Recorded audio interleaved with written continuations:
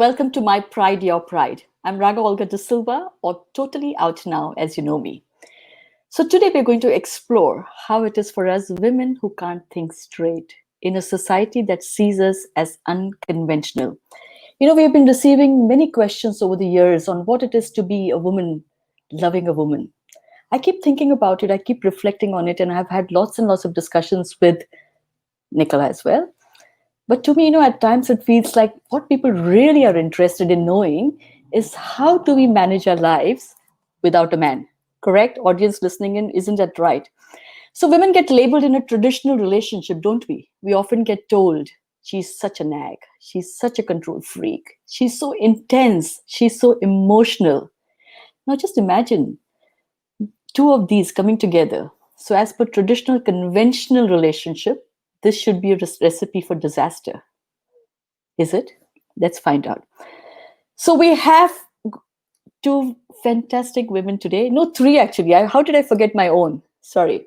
So we will have a candid conversation today on many topics: LGBTQ, on our lives, our families, and more. For a change, I will not be asking any questions. We will have a very, very open conversation.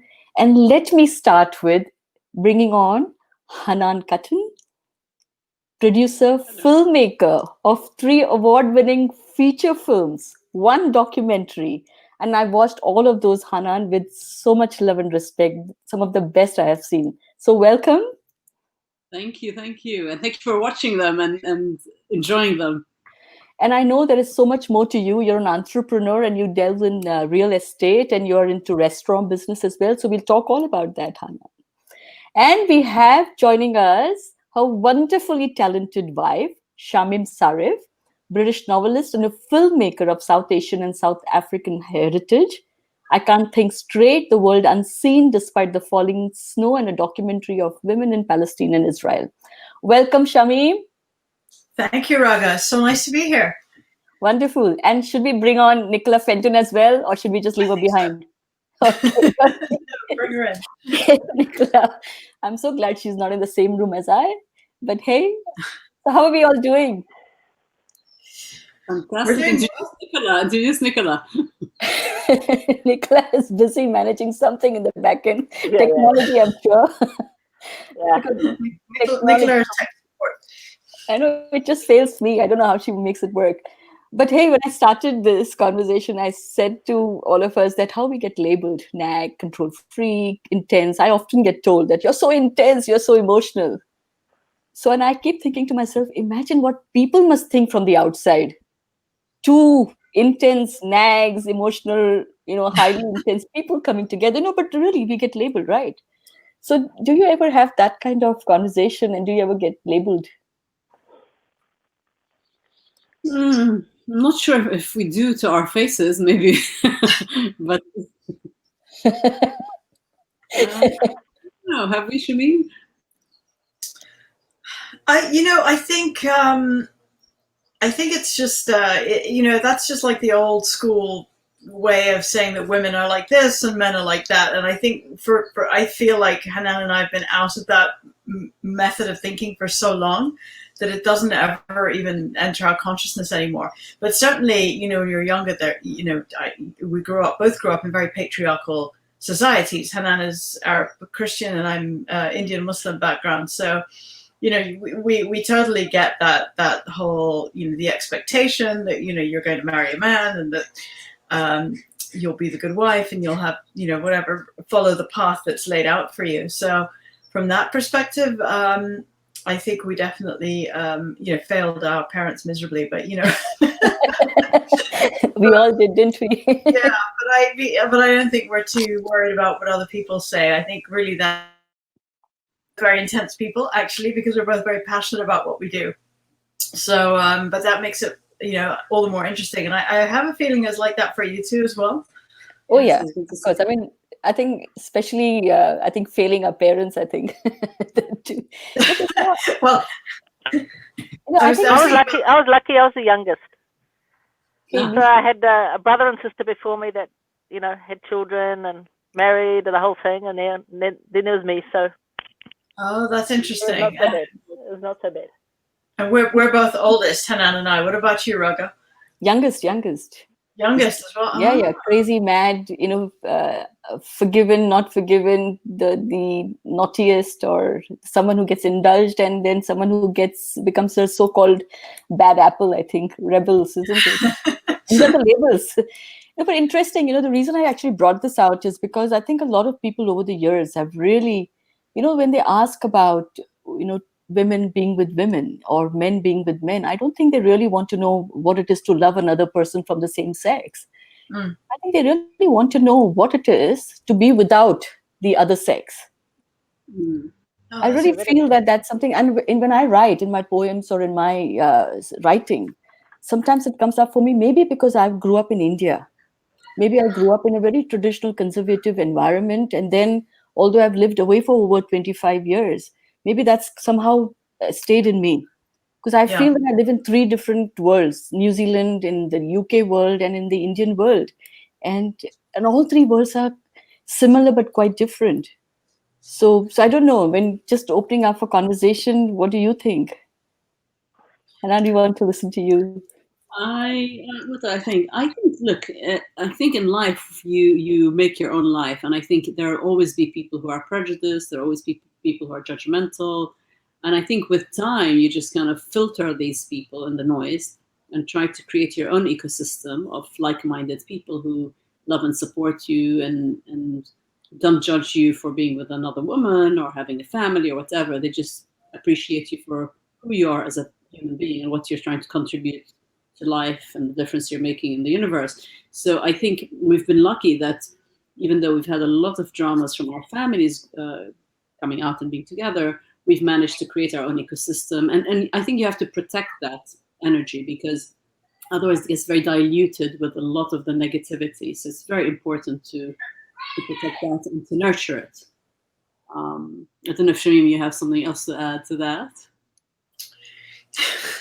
Not much. I think it's interesting that you're talking about what's it like to live without the other gender or the other sex, and I think for me it's I get where that comes from, and I think it's from the upbringings that we've had. But I also think that it's about shifting to think that it's not a lack of something. Actually, it's just like the way it should be, or a natural addition, and it really doesn't matter. For me, it's like this idea of being gender neutral and not caring. Really, it doesn't really matter. Is what we are all saying, right?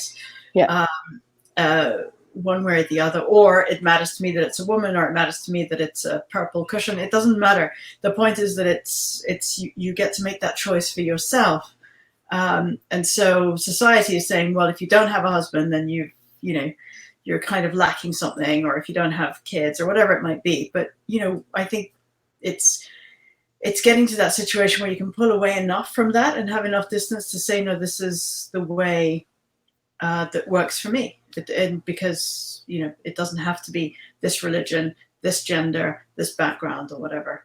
And I will just chip in there to say that I can see all my lovely Indian fans sending lots of live comments and saying hello. So I will say hello to you. I know we're gonna chat later on, but I just want to say I can see you.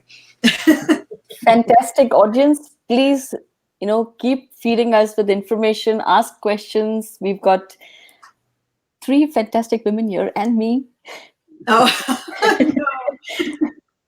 Nicola, what do you think, Nicola? About This is what I have to do with. But see, we were talking about before about defined roles. Do we have defined roles like tends to be my heterosexual friends tend to have sort of defined roles, what the man does, what the woman does. But I guess our roles come in to like what either both of us do best. So there's no like one's the man, one's the woman. I think that's a common question you get from people who don't know much, who haven't not even knowing much, or a little bit ignorant about gay couples or lesbian couples, about who's the man, who's the woman. But I think most of the couples that I've seen, it's a bit of a fallacy, and you just get into roles of like whoever cooks or whoever does this and that is whoever's the best at it, or whoever naturally goes into it. I mean, in our house we basically share everything, but we have got things that we're naturally better at, so we do take care of.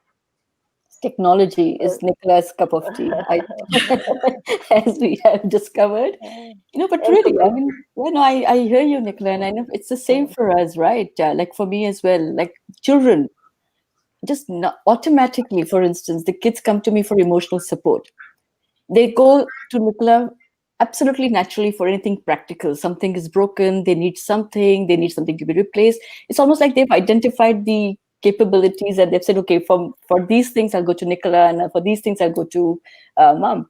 But they also come to me for stuff that I don't have capabilities. But like we kind of reverse roles. But I get this question a lot, saying, who's the man? Who wears the pants? I don't know whether now this is an Indian thing or an old-fashioned thing, or that happens in this part of the world as well. I think it happens everywhere, Raga. Yeah. Yeah, we've had that. We've had that question, but I don't hang out with those people anymore. Yeah.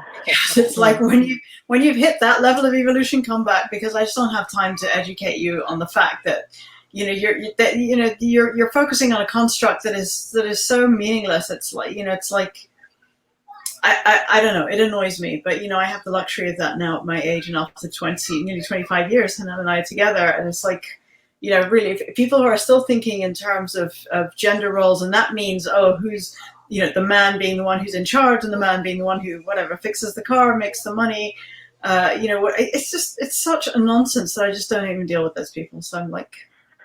But Shamim, you'd be surprised how many people in this world think like that. It's actually no, I know, yeah. and it's fine. But I think the best way I can try to challenge that is with stories, and I think with Hanan, that's our mission, is to really create worlds and characters, and because that's I think the way that you make it, it's an easier way to have people understand than just explaining logically.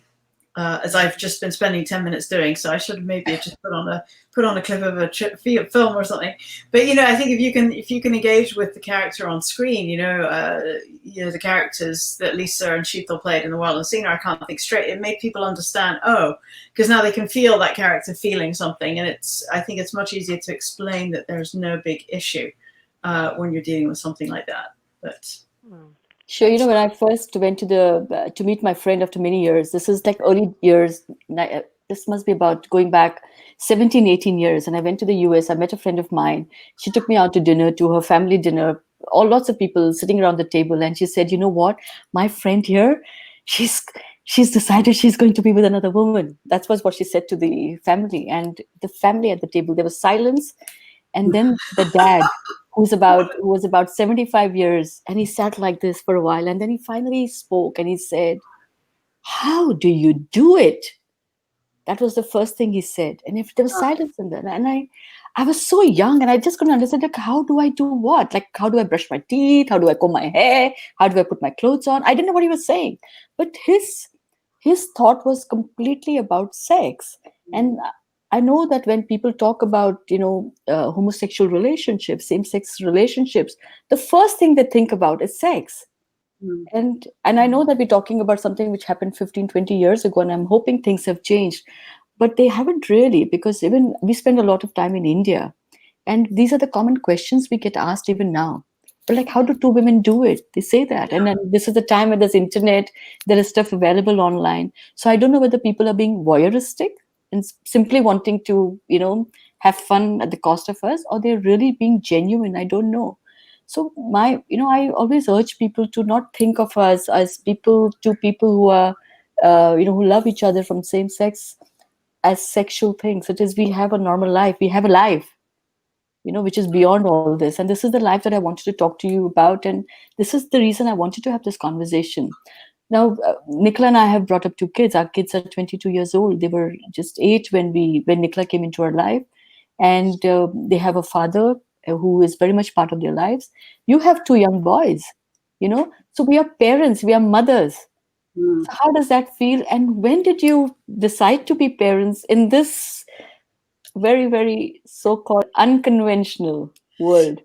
Yeah. Well, Hanan decided before me, so you can tell that story, Hanan.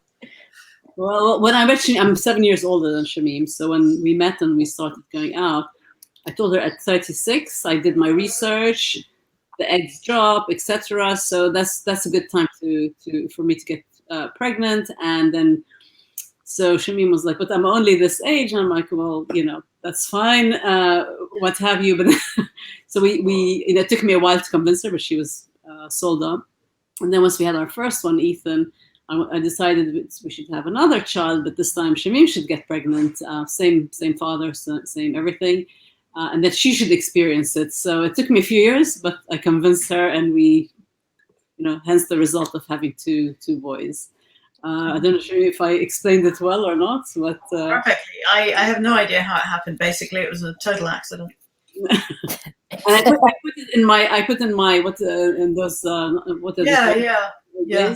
It was those days you have Palm Pilots. So for the younger ones amongst you, it's like your iCal kind of pinging. And I remember because Hanan gave me this whole talk about being 36 and she was going to have kids, whatever. It felt like ages away, but I remember very clearly one day we were on a train, all those years later, going to a business meeting, and something pinged on her Palm Pilot, and I said, "Oh, what's that? Like dinner?" And she's like, "No, I have a baby." And I'm like, I might have choked on my own spit right there in the air, but I realized that she was absolutely dead serious, and she'd spreadsheeted it, so it was definitely going to happen. So, but of course, I'm so glad it did, because, left to my own devices, I would have said, oh, well, we'll wait a bit and this and that. But, you're never really, really ready, right, for your life to be turned upside down. But it was the best thing ever. And, and I feel like now I'm still, reasonably young. I can chew my food without it falling out of my mouth. And my kids are pretty much grown up. So, like, there's a whole nother era to go. Isn't that amazing? Even we are so pleased. They're 22. We don't have to worry about, things that some of our friends, some of my friends who are my age and our age, and they have little babies, 5 and 6 year olds. I couldn't do it. I'm pleased to have 22-year-olds who I don't have to see much. I see them once in a while. I'm really happy, and there when they need, it's like it's over. But Nicola, I'm like, I know I didn't want to ask questions today, but I'm really curious because there are a lot of things that I haven't even asked Nicola myself. Oh well. See? Well, why don't you guys go out for dinner after? No, we're not allowed to, I don't think. Oh, actually, yeah, I think it's open, but I don't want to go out at the moment. Okay, tell me, far away, Raga. So, Nicola, what did you feel about coming into a family with kids?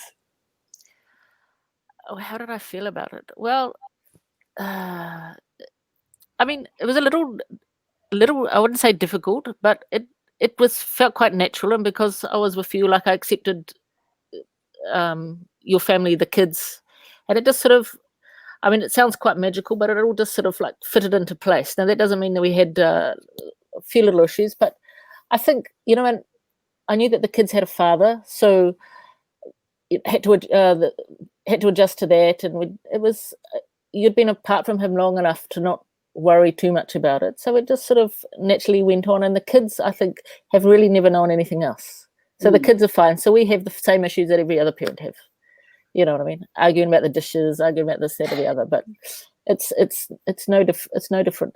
And I mean, I remember we lived in India with the kids for a couple of years, and I used to get so paranoid because the kids used to go to school and talk about their two mums, but that was one question I was going to ask: have your children ever faced homophobia by having two mums? And I think, like, our kids can't even understand the concept of homophobia. It's like they don't understand it. They don't understand, why would people worry about it?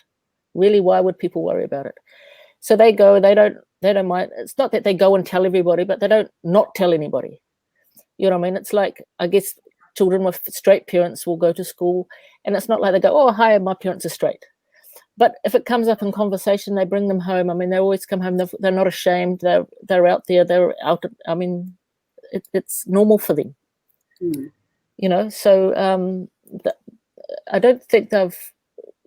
I don't know. I think it's great, and that's just how we've brought them up. Yeah, basically, it's all our credit, I think. We are totally to be congratulated in this whole scenario. That's no question. But love it. Somebody has to. No, but to be honest, I've got a brown son. I'm worried about him walking around London as a young brown man than I am that he's got gay parents. You know what I mean? I really am. That's my biggest worry for him, more than so than when we were in India and he was talking about having two mums. So that's the reality of that. Yeah. So I'm not only in a cross-cultural relationship, a gay relationship, but also a cross-cultural relationship. So there's a lot of factors that we have to factor in there. So that's why when Raga was talking about before, being gay is not the be all and end of us. There's a lot of other depth to our relationship than that. Yeah. Yeah, I agree. I mean, there are so many other aspects. Like, I mean, here I am just like watching. I almost feel like I'm sitting up there on the rooftop and watching all of us. And there are different kinds of parenting. We are all mothers here. Every woman is a mother. Your own biological, nurture, nature, whatever we call it, right? We all like here. And we have brought up kids, whether we brought up our own biological kids or whether we brought up, adopted the kids and we've got into the families with kids, we all kinds. So basically what we are saying is that people have to look beyond us being gay. And that's something that I don't even fight about it anymore. I don't even talk about it anymore. It's not my battle. It's their battle, I feel. But the idea of starting the series, My Pride, Your Pride, was to give people a glimpse into that we are ordinary people doing ordinary things. Yes, we are extraordinary because we are women, first of all. I feel that. And we have taken the cause up of whether it is the LGBTQ cause or whether our own causes, right? I mean, for us, look at us. We are storytellers. I'll see us using stories, writing, filmmaking as the way to change the narrative. And I think individually, all four of us here on the screen, people watching us will know that all of us are changing the narrative today. So maybe 5 years, 10 years from now, we will not have these conversations at all. I'm hoping these conversations will not happen. They will be something that, a young, and there's a Bhakti Shinde who is always around talking to us. And Bhakti, I hope that your offsprings will sit back and look at this and say, what the hell was that about? So we are looking for those conversations to change, narratives to change. And I don't know, Hanan, I'm going to ask you this conversation. You come from, again, like me, a very, very, I mean, both of you actually come from a very conservative, traditional background, right?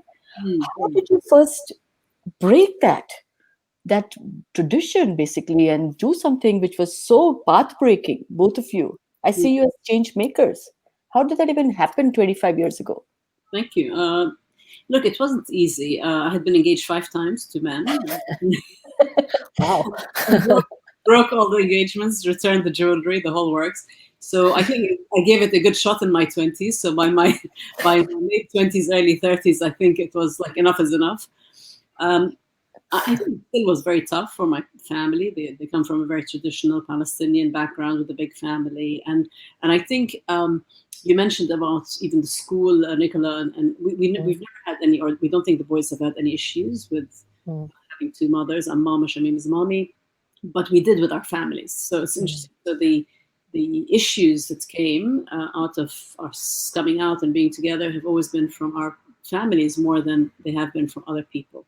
So that's where we've had the issues and the prejudice. So they didn't, obviously they didn't take it very well. It took them a while. And then when we had Ethan, they kind of came around. Then we decided to have Luca and for Shamim to get pregnant. Then that was another drama. So it was, it's still a very bumpy road, even now, almost a quarter of a century later. But at the end of the day, and a lot of people said, oh my God, you'll get this on, this on. At the end of the day, you have to, you live with yourself every day. You wake up, you look at yourself in the mirror, you say, am I hurting anyone? No. Am I doing the right thing? Am I living a lie or am I living my truth? And I think it takes courage to live your truth. It's not easy, but once you know who you are and what's important in life, then I think you get that inner strength to come out and to live your life openly and with as much courage as possible. So, and Shamim, it's very similar to I Can't Think Straight, how she came out to her mother and what she was told. I think it's almost verbatim, right, Shamim? Yeah, except my dad didn't come in and make a joke, unfortunately. But I think it's, look, at the end of the day, I think what we forget is that when we grew up, we also thought it was wrong. We were so trained, ingrained that this is not something we should be doing. So, it was like, oh, I'm 14, I have an inkling that, I might be gay, I'm going to tell everybody. It was like a disaster, right? You just feel, oh my God, maybe I'll get over it. Maybe I can, find this guy attractive. Maybe I can, whatever, it'll pass. It's a phase. You hope for all of these things because you've been so ingrained to think it's going to be a problem for your family and everything. But I don't think deep down I ever thought it was wrong. Like there's something wrong with me. I just knew that it was going to be an issue within my family because of the culture, because of the religion, and because of the expectation, that I was going to marry one of this, wonderful smorgasbord of guys.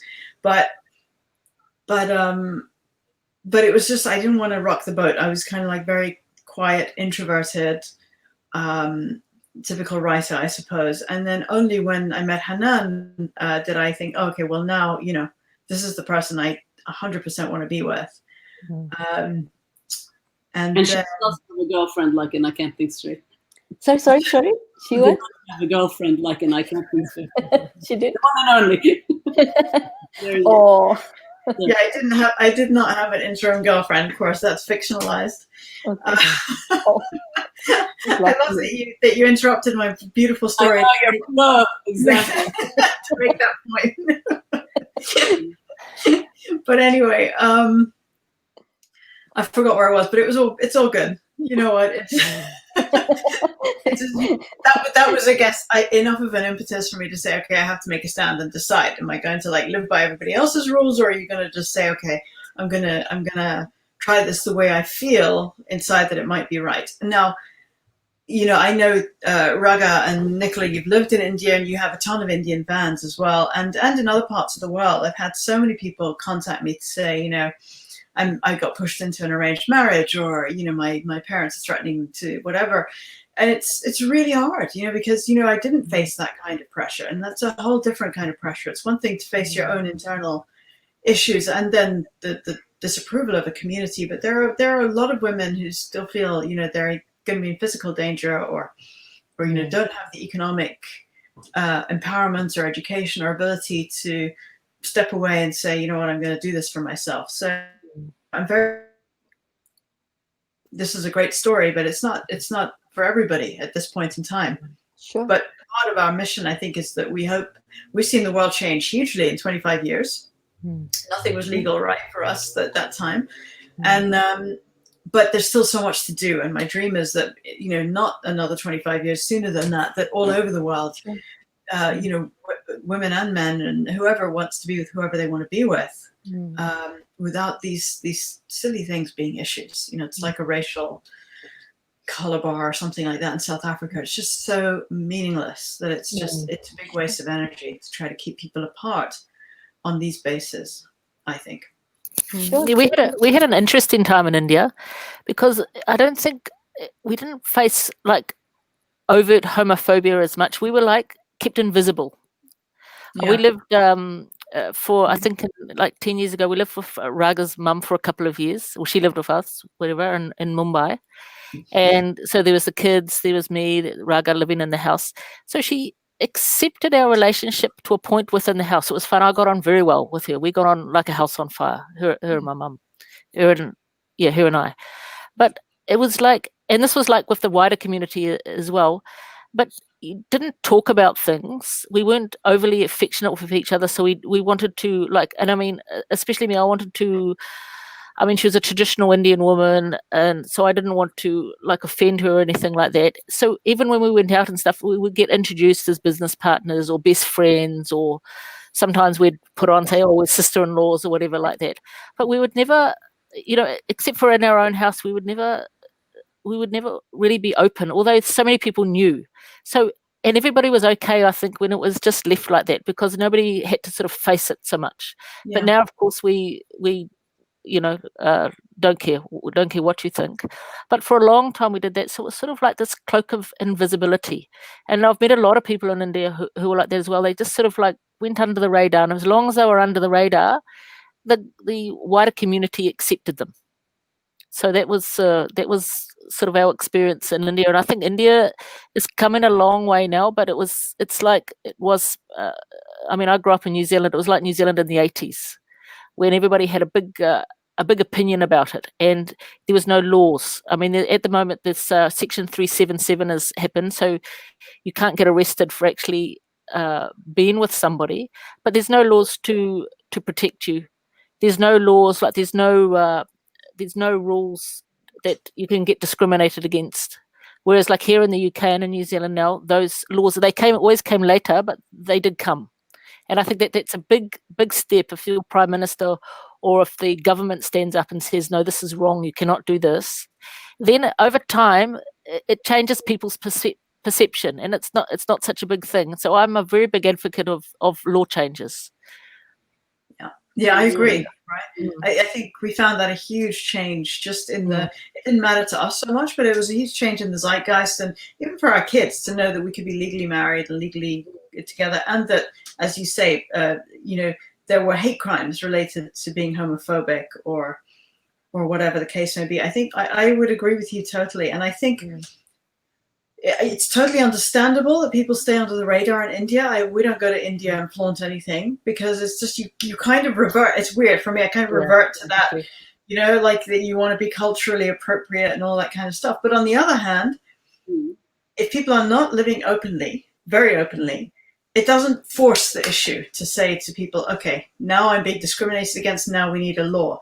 But who wants to be in that vanguard? Nobody. But I think it is important in its own way, because otherwise it's like saying people of color should just be quiet about the racism, exactly. and then they're accepted in in Middle England or in Middle America or wherever the issues may be, all over everywhere it seems now.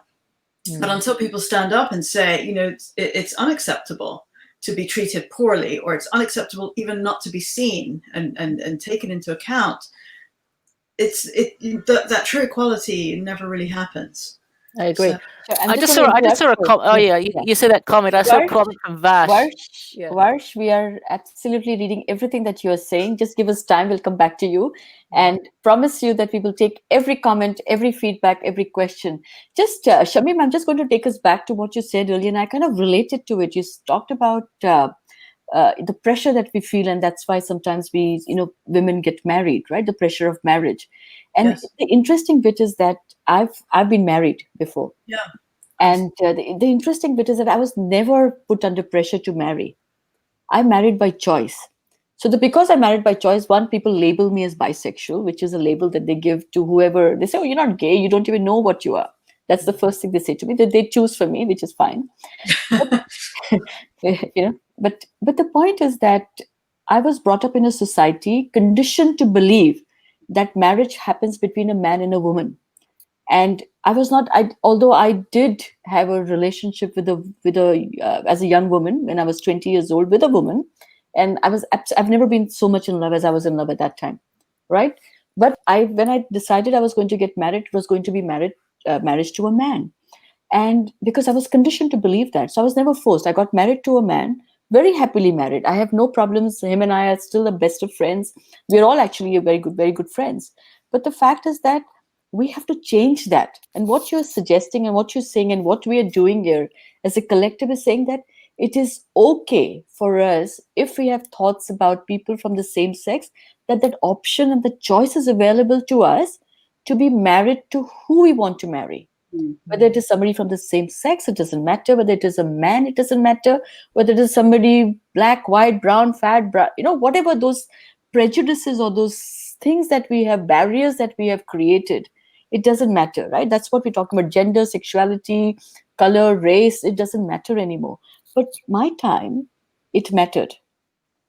That is the point. So I was not forced into it. But I also know for a fact that right now, even in 2020, girls are forced to marry, or even guys are forced to marry because to somebody of the opposite sex, because it is the right thing to do. Otherwise, you bring shame or scandal to the family. As my mother said to me, that I had brought shame to the family when I said I wanted to not be with a man anymore, right? So these things, I think that your films, your beautiful films, I loved Despite the Falling Snow. Of course, I loved The World Unseen and I Can't Think Straight. My favorite, I watched them so many times. And really, I'm not praising you both because, you're sitting here. It is genuinely a path-breaking film. And I hope that we can have those narratives. And people who haven't watched it, please watch it. I don't know where it's available. It's soon to be available on OTT platforms as well, right? In India. Yes, that's right. But Raga, what I think we need in films, on TV, like, I mean, Shamim brought up before, it's about people of color. Now you see on the BBC, people of all different shades and colors. It's wonderful. What we need to do is see people of all different sexualities, disabilities, whatever it is. People are people. So once those narratives get into mainstream, and I'm not talking about making a film on lesbians or making a film on gay men, but if they're just there, like, oh, you know, somebody's friend or this, that, or the other, they're just part of it. You know, the newsreader, whatever it is. Once those get in, then they don't become so strange anymore. They don't become so different anymore. So they're not those others anymore. They're part of our society. So we are part of the society. Yes. So we're talking about making it mainstream, basically. Isn't that what we're talking? That's what despite the falling snow, that's what I saw. Two women beautifully, just kind of in the narrative, they just came in. They could be anybody. And that's what I said to Hanan the other day. They were just part of the film. They're part of the storyline, and that's how it should be. Why should it be about being gay or not being gay? How does it even matter?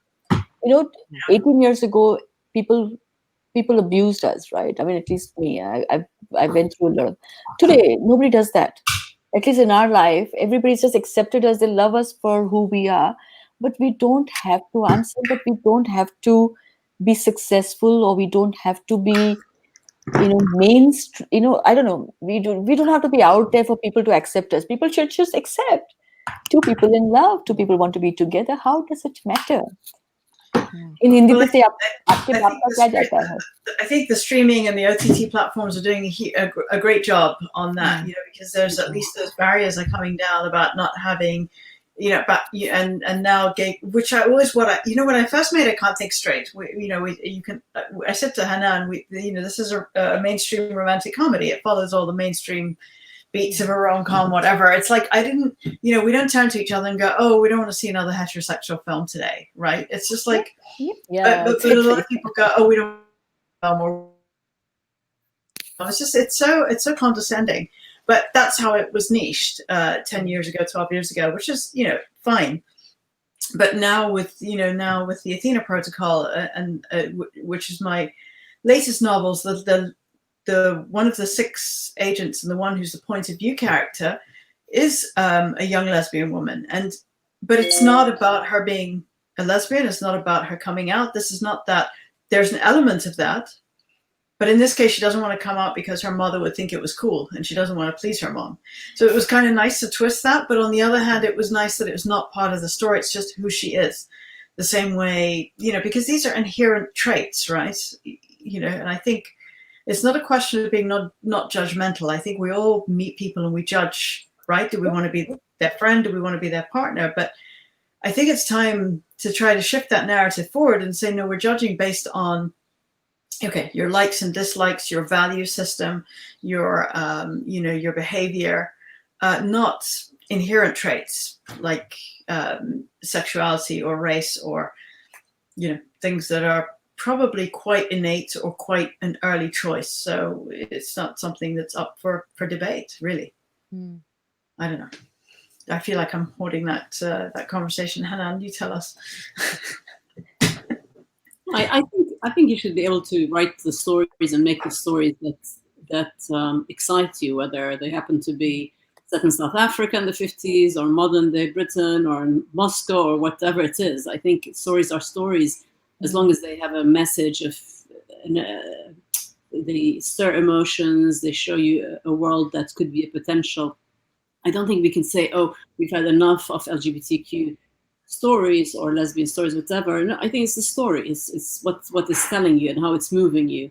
And I think to get them made has been such a difficult thing to do, to get the financing, distribution, etc., etc. So it's always been, and not only because they're LGBT. Whenever I went to get financing, it's like, women don't sell, women of color forget it, LGBTQ characters forget. It's always been one thing after the other, and the topping was the LGBTQ, but it was always many other issues. And I think that's slightly shifting. And I think the more consumers and people consume content that is that is very diverse and what have you, the more you can create such stories. I agree. So should we take some comments from the audience? I'm going to go from top No, bottom top, right? I like it that way. Okay, Gulnaz is judged by storing, liking and disliking. Oh, Gauri Jairam, she's a very good friend of mine from Bangalore, of ours from Bangalore. She says, I'd love to watch this movie. I watched Dostana for the first time.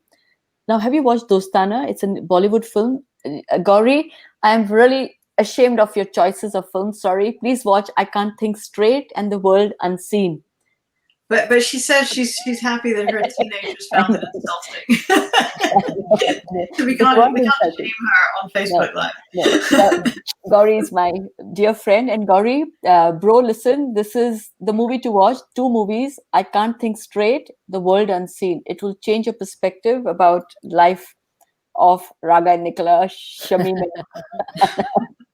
Okay, so Garima Sharma says, Raga, I don't know if you've heard of this or not, but people in India are still not open to the idea of same-sex relationships or marriages. Recently, I read this news that a young girl in Kerala came out to her parents, and instead of being supportive, her parents actually sent her for conversion therapy. Okay, so basically, yes, and that's been happening quite a bit, and it's happened. I don't know whether you read the stories from India. So there have been multiple cases the last few months.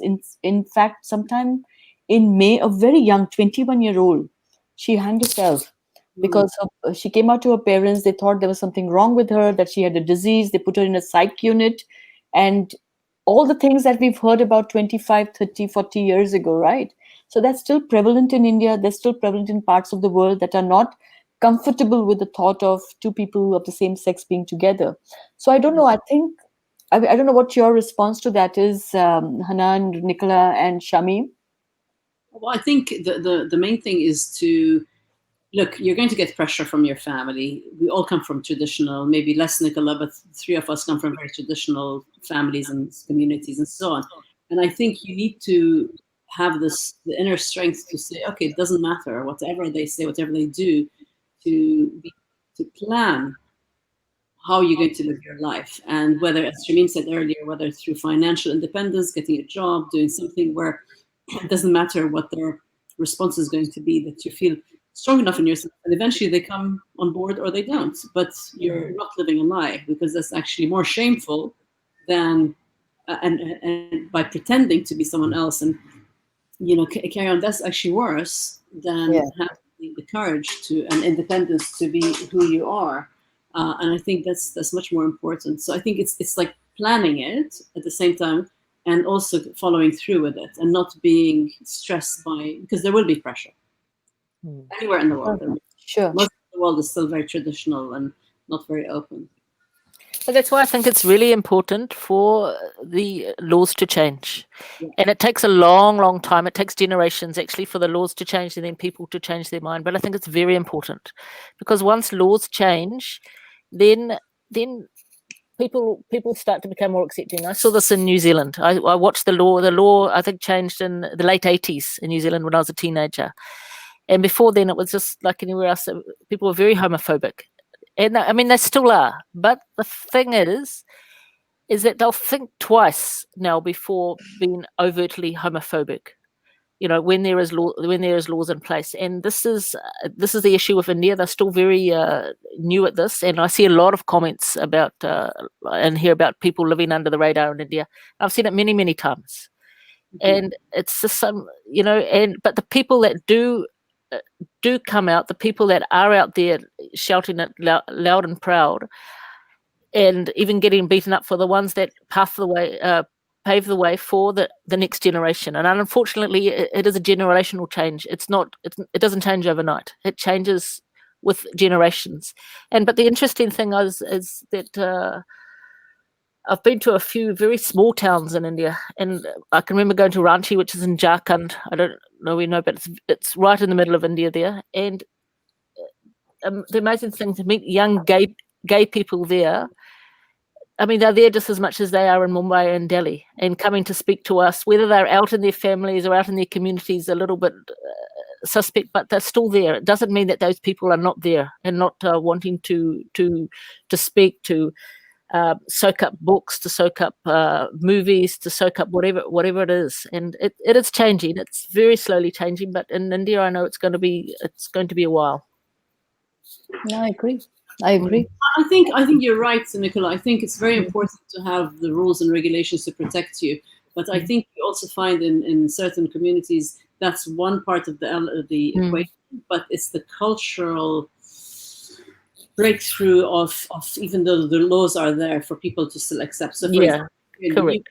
it's now finally acceptable and legal, but a lot of the more traditional families still have, or cultural backgrounds still have issues with it. So it's having enough courage. It's like the women's movement, or now Black Lives Matter. So if you have enough people speaking out and following through and making a difference, that's when shifts changes. Yeah, I agree. Legally would be fantastic, but I think it needs to be a grassroots movement, and through films and books and communities and all kinds of activism, really. Yeah, and I personally think it's women that we play a huge role. We're such influencers, right? In our own families, we're influencers. If my mother didn't accept me, that means the whole family would not accept me. It's a given. Whether you talk about domestic violence, for instance, women take it, the day women say, no, I won't do it, I won't put up with it, that's the day the man won't do it. So somehow we have the power to accept, we have the power to reject. So I always say to myself that if, as a woman, 18 years ago, I didn't accept myself, I was so scared. And Hanan, I totally relate to what you're saying, that living your own truth is so important. Then the courage to live your truth is more important than what other people think about you, right? They follow. It's only like last year when I finally decided, that's it. We will talk about our relationship openly. I tell you, the kind of support and love and encouragement we've got from our own families and from our own friend circle, it's been amazing. And then society comes along. And then slowly, because of that acceptance within ourselves, society, your families are accepting you, your friends are accepting you, the society is accepting you. And that's how then change happens. Yes. Now we have these... But sorry, Raga, but even if they didn't accept you, it doesn't matter. Correct. The biggest relief is accepting yourself and being comfortable in your own skin. And then those who do, great, come on the journey. And those who don't, good luck to you and have a good life. It shouldn't be your decision. It shouldn't be based on if you need to be accepted or not. And that's where courage and kind of... I would say I accept it and I agree with you. And that's a speak of a very courageous, brave woman who has fought the system. I must say that. But there are a lot of us, there are a lot of people in this world who don't have a safe environment, Hanan. That is the saddest part. And the safe environment, which will start with our own families. My mother didn't give me unconditional love. Later she accepted, or maybe not accepted, I have no idea. The fact that she was so close to Nicola and she accepted us in that manner, I'm assuming she accepted my life. But the fact is that the one person that you're expecting unconditional love from, which is your parent, your mother in particular, where you expect a safe environment to have, if that doesn't happen, then the world doesn't feel safe. So for you to have that courage to come out, you need at least one person to give you that strength. Who is that person for you, Hanan? Yes, who is that person for you? No, actually, Shamim, because, when we went out 24 years ago, within a week, Shamim was like, I'm going to tell my mother. And I said, are you mad? She's, she goes to mosque, she's devout. She said, no, she's always wanted me to be happy. And I'm like, well, not that happy. Not that gay. And she had the guts to come out much earlier than I did. It took me a bit longer to do that. But then once you have that click in your mind and you understand and accept yourself for who you are, it doesn't matter if they come on the journey or not. It really doesn't. It hurts if they don't. But then you need to carry on and do to live your truth, basically. I love it. My Untold Lies is about that, living your truth. But the fact is that it takes time for a lot of people. And sometimes the environment is not right. And that is why sometimes they hang themselves, sadly, which is not what is the solution to this. People watching, no, fight it, live your truth. Or they just get married or live a life that is expected out of them. Shamim, I'm very curious about you. You come from a background which is, both of you, of course, but Shamim, you come from a background which seems very traditional, very conservative. So and you came out much before she's saying Hanan did, right? So how did you come out to your family and how did they respond? Well, I got a bottle of champagne and I went over and I said, hey, good news. I drink and I'm gay. No. No, you listen, it was, I think I touched on it before, that it was something that was really stressed me out for a lot of years, because I knew it wasn't going to go over very well. But, when I met Hanan, it was like, okay, it was like I was doing that classic thing where people say I'm not lying, but I'm just not telling the whole truth, right? So, but when I met Hanan, I realized, okay, this is the person that I want to be with. To me, it just seemed very clear. It didn't seem like an option not to, because I couldn't see how that would go for me in my mind, and I knew that I wasn't going to turn back and go marry the right guy or whatever it is. I probably naively thought that my mother would be sort of okay with it if she got to know Hanan and how whatever, and that was a complete mistake, because it didn't go like that at all. And I think I bent over backwards for a lot of years to try to make them comfortable with it and be, see them as, bend over towards their requirements to kind of make them comfortable. Because I kept thinking I still thought, even though I was out and I was with Hanan and we were starting to have a family, I still thought that it was something I was doing that could, to my parents, and that somehow I should be making it better. And even that was still another realization to say, actually, you know what? It's not like I'm, snorting lines of coke and, whatever, behaving in any kind of way that's immoral or whatever. But if they choose to look at it that way, it's a very simple slogan, but don't make your problems my problems, basically. Easy to say now. And I keep saying it because we've been through it and we can say it with authority. But I understand. I'm not saying I don't understand when you're younger, when you're, or even our age, and you just are living in a different society. I was still living in London. But, there are a lot of different families, different societies, different religious things that might be on top of you, all sorts of things. It's not so easy. I'm not saying it is, but it's still a case of don't make your problems my problems. So I think, it's how do you get to that point? And for me, another thing that I really try to encourage women to do, especially in countries where they don't traditionally form the majority of the workforce, is for women to be economically empowered. Again, that's a very difficult choice when you're in a certain place in India and your parents are marrying you off at the age of 14 or whatever, or you're being trafficked or there's a million different scenarios. I'm not saying it's easy, but wherever you can, it's like that economic empowerment buys you the ability to feed yourself and put a roof over your head. And that in a way buys you the possibility of saying no, or saying, this is for me. And I still think there's a whole swathe of people, of women particularly, that could stand to utilize that and not feel guilty that they're not living the lives that their parents or their culture or their religion has prescribed for them. I think it's tragic, and it never works. It comes back to bite you. It might be this year, next year, and 30 years, but it's not what we were put on this earth to do. We have this one life that we are aware of. We are, it shouldn't be, I don't think it should be the pain and the stress and the denial and the self-deprivation of living without the people that you want to be with.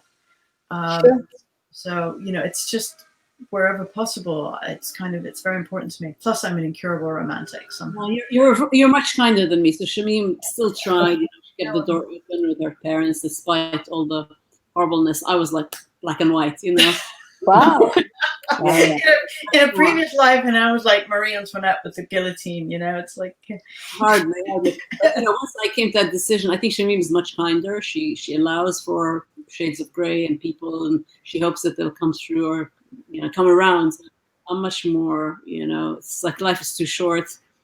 I guess because also I'm older than Shamim, so I'm kind of less tolerant and less patient, I should say. It's amazing. It's an amazing, I think it's a trait, it's a talent to have, because I think I'm like Shamim. I think I give so much time and, choices to other people to decide whether they accepted me or not. I just kept on saying, okay, maybe one day it will change, maybe it will change. And it never did until I said, like, if it, I mean, go with it. Like, I'm done with this, because I was living a life of truth. My family was important to me. And the biggest shame that I felt was that I was not able to give that respect to Nicola, who had given everything up for me. Exactly. He had adopted my children. Like, I had an ex-husband and I had 2 kids that I had brought into the package. And here she was, like, all accepting. She was doing everything for us. And all I was saying to everybody is, yeah, she's like a sister to me. When people said, like, excuse me, and we made up all these stories, like Nicola said earlier, that she said we would pretend that we were married to two brothers and we were sister-in-laws who were traveling together. All that bullshit that we had to live through. I had people very, very close to me. If I spoke to a woman, they would say, oh, so you like that? And this is in front of Nicola, saying, oh, so you like her. My personality is that I'm like this with everybody. And they would say, oh, so you like her too. Or if I would speak with a man, like, I didn't know that you like men as well. Like, what nonsense. And there Nicola would be standing there. They knew that Nicola was my partner, although we didn't talk about it. But it was so insulting. And I felt how much of disrespect I am showing towards my partner. It is then that I decided this was enough. I'm not going to put up with this kind of bullshit anymore. But that takes a long time, Hanan. And I'm so pleased to have met someone like you. And I hope people who are watching this are saying that that's it. Be like Hanan. Don't be like me. I agree. Once you decide, once something clicks, that's it. For me, there's... I agree. And people say, why did you introduce Shamim as your wife a long time ago? And I'm like, because she is. Wouldn't you introduce your husband as this is my husband? And what is there not to introduce? And I think you have to break these people's perceptions. But it's I'm ready. Yeah, it's only when you feel comfortable with yourself, people will respond to that. And if you feel ashamed or you feel it's not right, people will get that, and that's when they feel entitled to. Exactly. People treat you as the way you want to be treated. That's the reality. It takes a long time to unlearn and then learn that. And I think certain people like us, I'm a very soft person. For me, I always give other people the opportunity to be kind and compassionate, and not at your cost, Karen. Not when they're abusing you or being unkind. Exactly. No, but that is the lesson to learn. Yeah, I have learned this from you. Seriously, thank you for the lesson. Not when people are unkind. Seriously. The only thing I would say is that I'm okay with not speaking our truth when we're like at a customs immigration desk in certain countries. How do you manage that? Let's just gloss over it right there, because I just don't fancy like that little holdover. How do you manage that? If people ask you, I was telling Nicola the other day, right? Nicola, we have this conversation. On my passport, I have a visa which says that I have Nicola, your photo is on my visa or something. Something which says that I'm connected to this woman. Scary. And I think to myself, every time I go through immigration, I think to myself, what did they ask me? Is that your partner? And what happens? Will they put me behind bars? I'm fearful. Yeah. So, do you feel that when you go through customs or immigration? Sorry. I mean, we took the boys to Morocco a couple of years ago, and the minute we landed, and they both turned to me and said, please don't go again and say, this is my wife. Can you just, it's a very homophobic country. Okay. Okay. No. Yeah. Look, we've taken them. We've gone to see. We've gone to Georgia, seen Lisa Ray when she had her daughters. We've taken them all over the world, with all kinds of different countries with different rules and tolerances towards the LGBTQ community. But I think America. Sorry, I just couldn't resist. Sorry to the Americans. Sorry, Claudia. The gay mask can go now. He started wearing it. Sorry. We love it.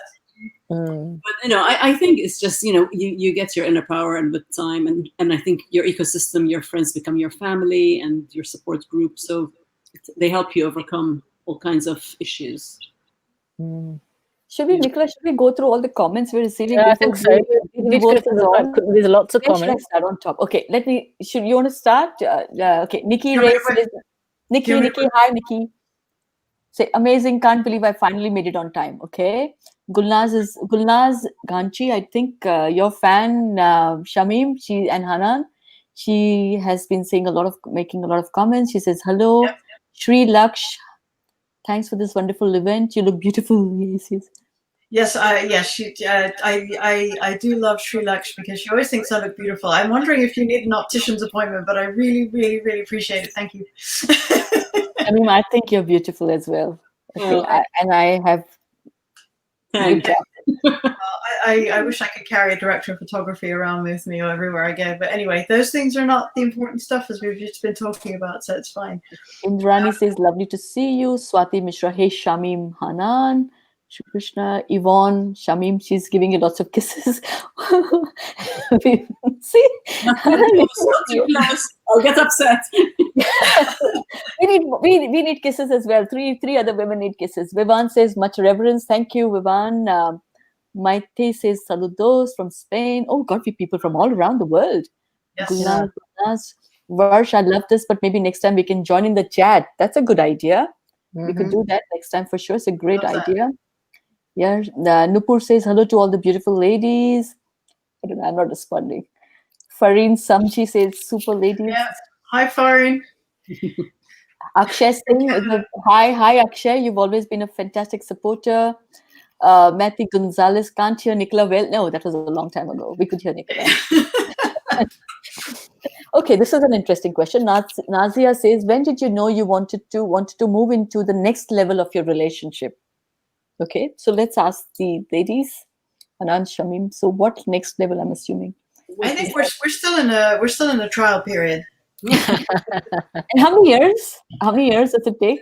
24. Next February it will be 25. Quarter of a century. See? Wow. Yeah. That's silver, isn't it? I think it's silver. But even now, 24 years later, there aren't many people from our communities, even here in London, who are out, who have children, who are comfortable, who are activists, outspoken. Still, I'd like to see more. So come on, everybody. Come on. There's no Pride Parade this year because of this whole Corona thing. That's right. Hey, Raga, Rima just asked a question. Yeah, Rima, we know very well. Okay. We'll go through this. What made you guys tell the world? Nicola, 1 second, one at a time. Nasia, we've reached the top. This time I'm going from top to bottom. Rima, you'll have to wait. Yes, Rima, wait till the end. And the end is not here yet.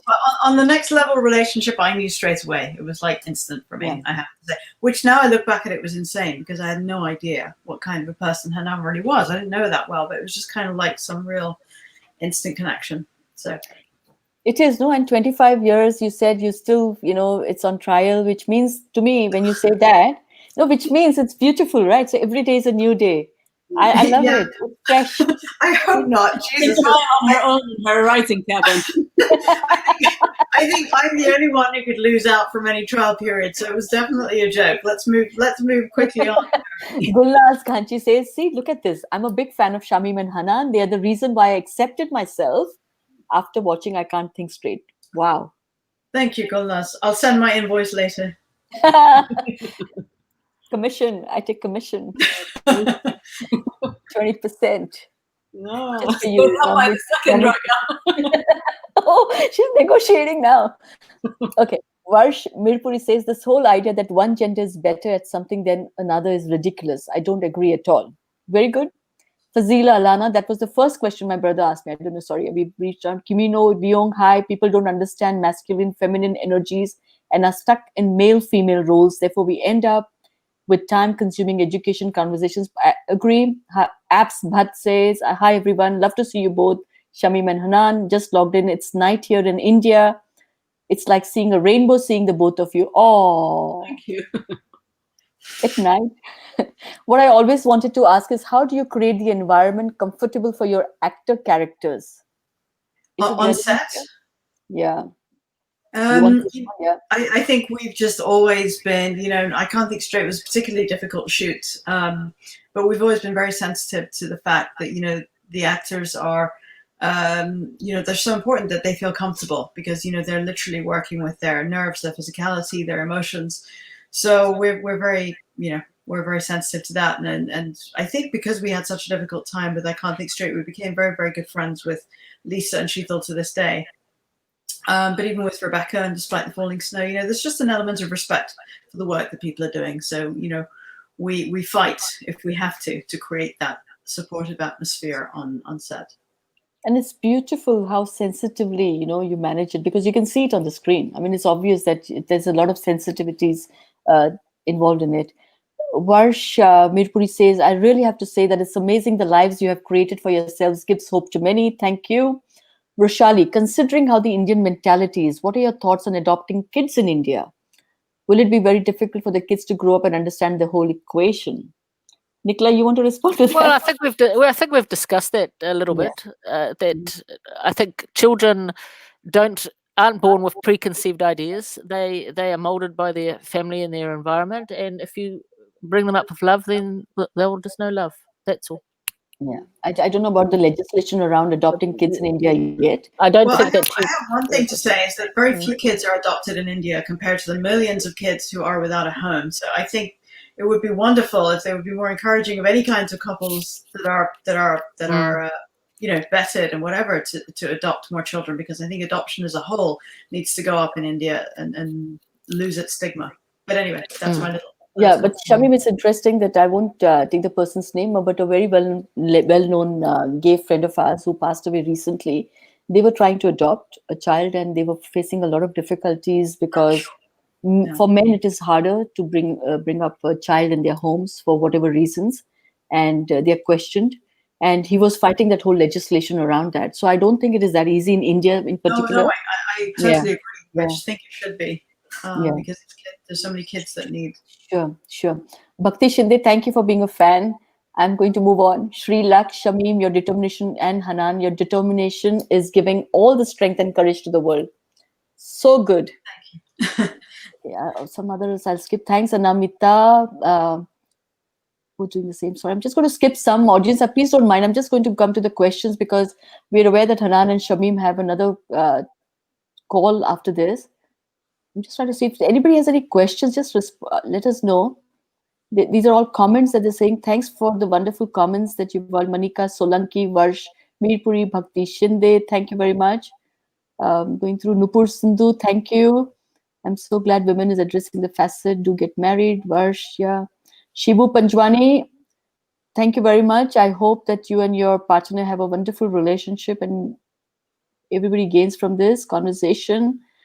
I can't think straight in the world are my absolute favorite movies, says Anita Ashwath. Powerful, moving, and so real. I found a question. Okay. I'm a speed reader, so I have a thing. Will you make a movie in Hindi or any language other than English? Yes. Hanan, that's for you.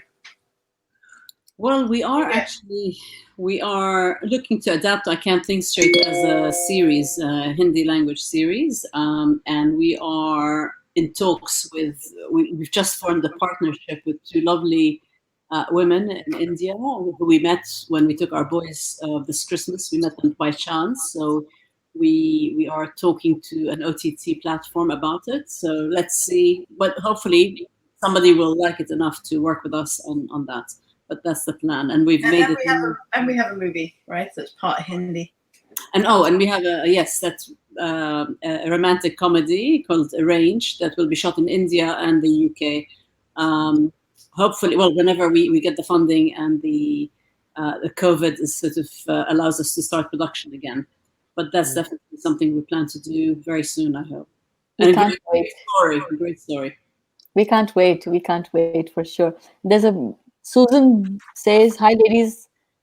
The housekeeper in I Can't Think Straight, a real person or just a figment, just a character?" She was kind of real. Not the spitting part, let's put it that way. That was Shamim's imagination, but the rest probably. Okay. I think a lot of other questions, Nupur Tyagi, we've answered. It says, what was it made you realize this is it? I have found my soulmate. I think Shamim responded to that earlier. And I'm just fantastic comments. Thank you very much. People are saying love you and all this nice thing. And so okay, Smita, what is your question? Can you repeat that question in the comments so that I can see? Because we've got lots of comments. Now, Rima Sangvi, who is our friend and our business partner in Speaking Minds, says, Raga always does this to me. I don't know what I do to you, Rima. Okay, where is Rima's question, Nicola? I have lost it. She says, what made you guys tell the world? Yeah. Which guys? You two. You, Rima, you. I couldn't handle any more people who just didn't respect and understand our relationship. So no, so the reality is that there was a point that we reached where for us, for Nicola and I, it was important to live our own truth. And like Hanan said, and it was important that we had to acknowledge it ourselves. For me in particular, it was about giving respect to Nicola. I was fed up. I was really fed up from my own family, from people who supposedly knew us well. I saw that it was like a taunt or a mock towards our own relationship when they knew we were partners, but making these loose, flippant comments around us was not acceptable anymore. And I felt that instead of telling them off, the only thing I could do is come out myself and say, this is who I am, this is my partner, Nicola, and therefore give us the respect that we deserved. And after that, the comments stopped. I don't know, I haven't been back in India, I don't know. But this is typical, this happens, right? That happens all the time within your own community if you don't put a stop to it. And that's why I think I loved what Hanan said. Abuse only happens because we allow it. Right?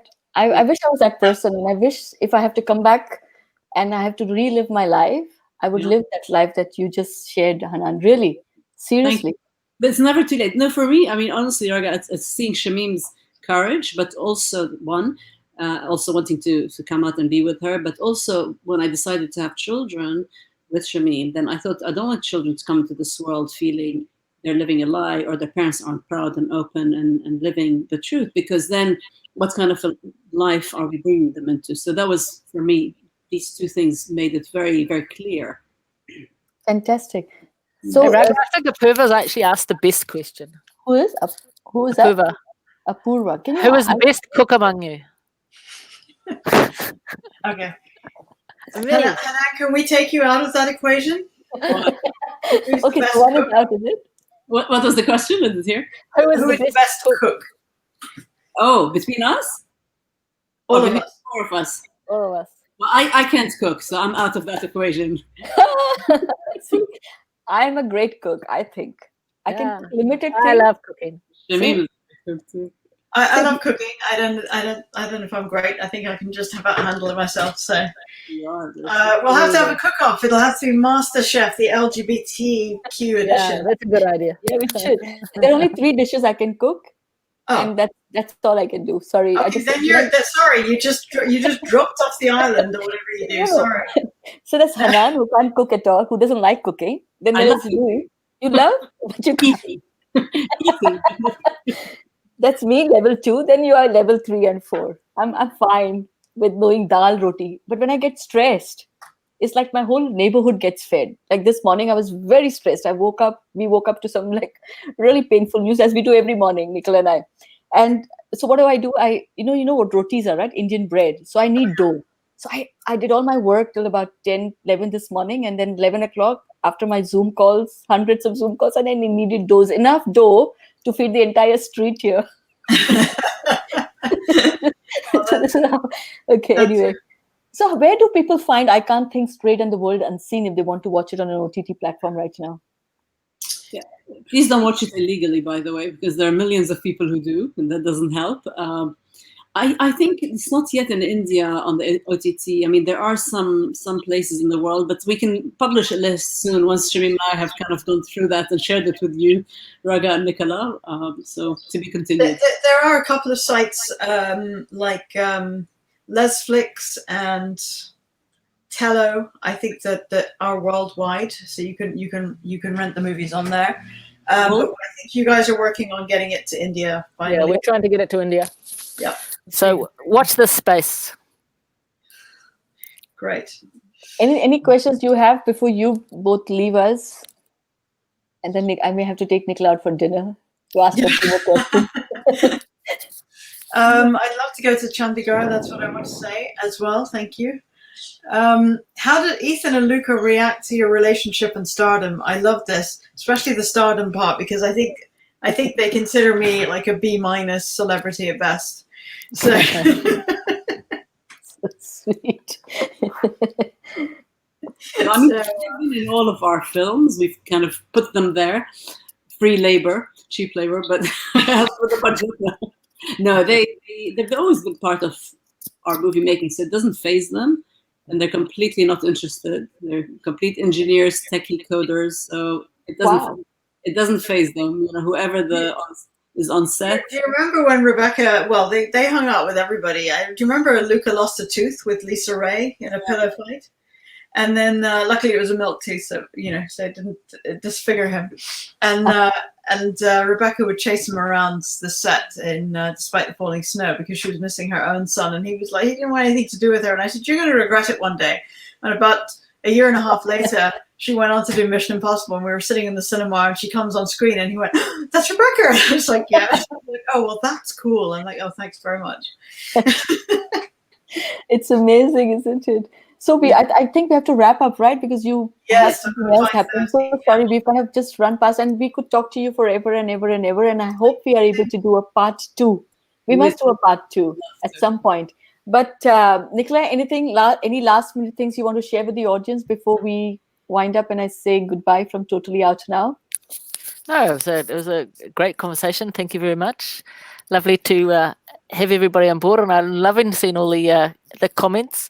But I think the biggest takeaway is, yes, we need to live our truths within our ability, and that we need to find, if we're in a situation where we don't have people around us that understand, we need to find those people, and those people are around. There's a lot of helplines. There's a lot of people are around.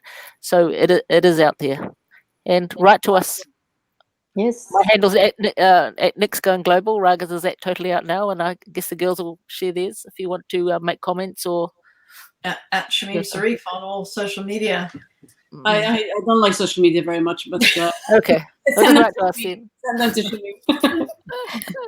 Well, we are on social media, whether we like it or not. And what a fantastic time we've had. And I really, honestly, didn't even realize it has been 1 hour and 20 minutes. Yeah. And it felt like we were sitting on a couch and having a drink, although no drink, cup of tea. Next time, whenever we meet, let's catch up properly. Life part 2 we will have. For me, the biggest lesson from this is that really, like Nicola said, live your truth, have the courage. It is not easy. Please don't see these smiling, laughing faces and think it is the easiest thing. It is not. But you will find the courage within yourself if you want to. And that is the reality. Find your truth, live your truth, and be the people that you want to be, because you don't want to have regrets like I have. I can personally say 18 years later, thinking that I could have done things differently. My life is magical. It's beautiful, but I wish it was beautiful 18 years ago. So I wasted 18 years of my life, I felt, and I don't want you to waste that. But Shamim, how wonderful. I love your sense of humor.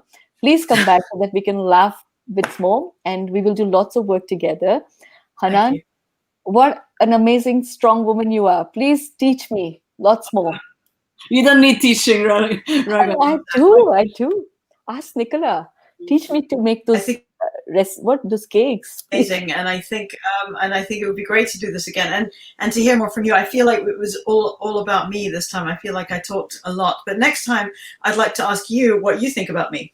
So that'll be nice. Well, we will. That was a joke. Actually laughed. I love it. Okay, love you both, and love you too. Thank you.